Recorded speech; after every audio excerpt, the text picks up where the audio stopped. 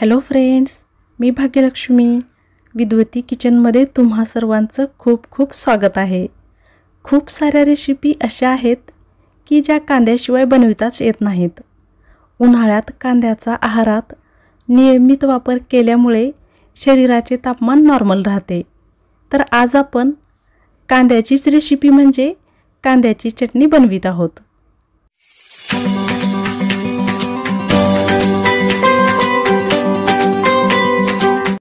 इथे मी हे मध्यम आकारामधले 5 कांदे घेतलेले आहेत।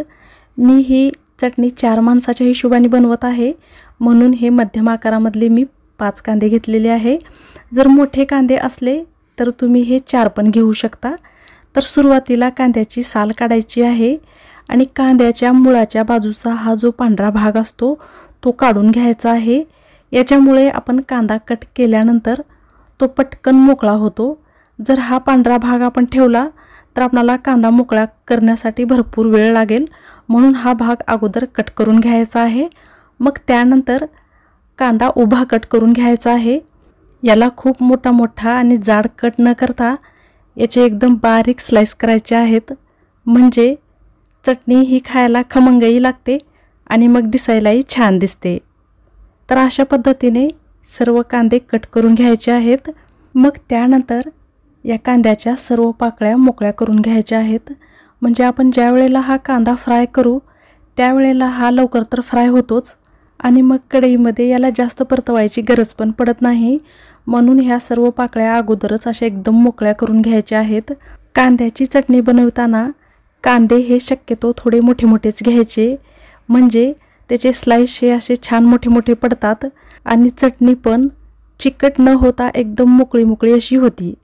तर आता हे सर्व कांद्याचे असे स्लाइस करून झाल्यानंतर एका कढईमध्ये तेल गरम करायचं आहे। इथे गॅसची फ्लेम ही मीडियम ठेवायची आहे।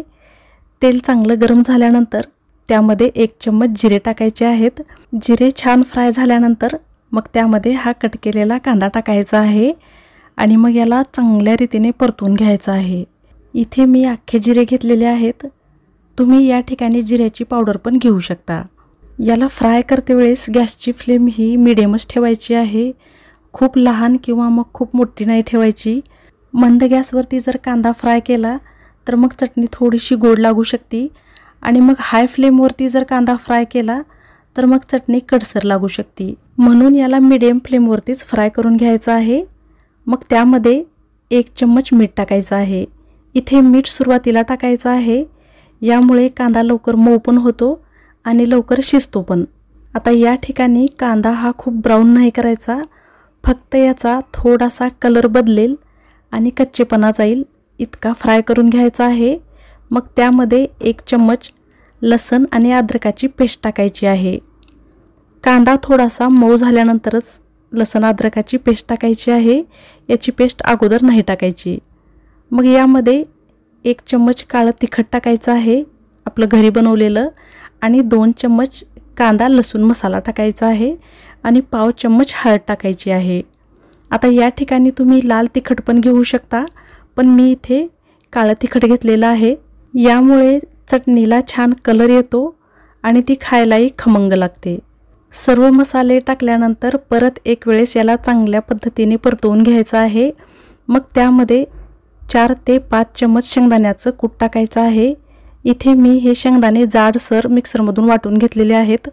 याचं बारीक कूट न करता असे जाडसरच शेंगदाणे टाकून द्यायचे आहेत, म्हणजे चटणी एकदम खमंग लागते।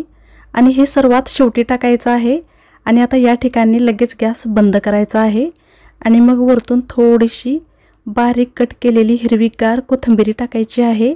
याला चांगलं मिक्स करायचं आहे आणि आता इथे आपली ही कांद्याची चटणी तयार आहे। शरीरातील उष्णता कमी करण्यासाठी ही चटणी खूपच फायदेशीर आहे।